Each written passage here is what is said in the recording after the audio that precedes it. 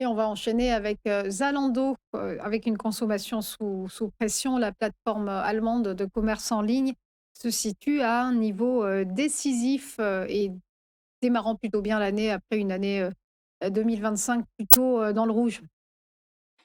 Exactement, donc là, on est sur une action qui, à son point haut, valait plus de 105 euros quand même et qui a dégringolé. Mais précédemment, je vous parlais, c'est pas parce qu'une action flambe de x3, x4, x5 et Zalando est une action qui était passée de 20 à 105 en 12 mois, donc elle avait fait x5 précédemment.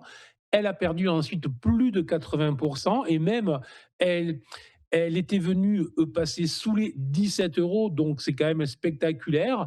Et là, désormais, on le voit bien à l'écran, on est sur une valeur qui est en train de latéraliser et qui est en train potentiellement de construire ce qu'on appelle, selon la théorie de dos, une phase de distribution, euh, pardon, une phase d'accumulation.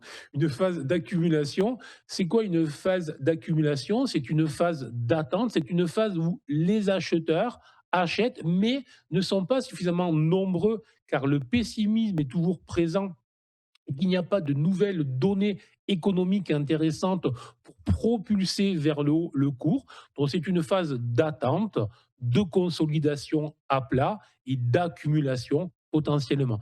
Et dans cette phase d'accumulation, il y a quelques points qui m'intéressent et on a pu le travailler avec mes abonnés la semaine dernière, mais sur en fait un mode swing uniquement à ce stade-là. Je vous parle plutôt sur un mode investisseur, en fait, qui est tout simplement le fait que l'action s'est extrait d'une tendance baissière qui était marquée par une oblique baissière que l'on voit très bien sur le graphique que vous avez mis à l'écran.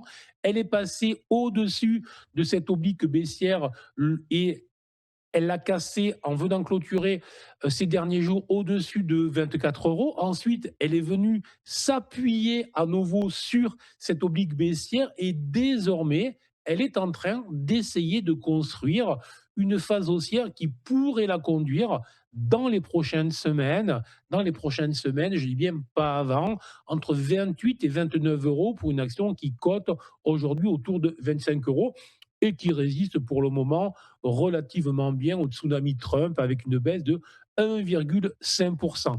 Donc attention, il faut bien évidemment placer toujours la même chose, un stop sous les 21 euros qui est le dernier point bas, c'est une obligation.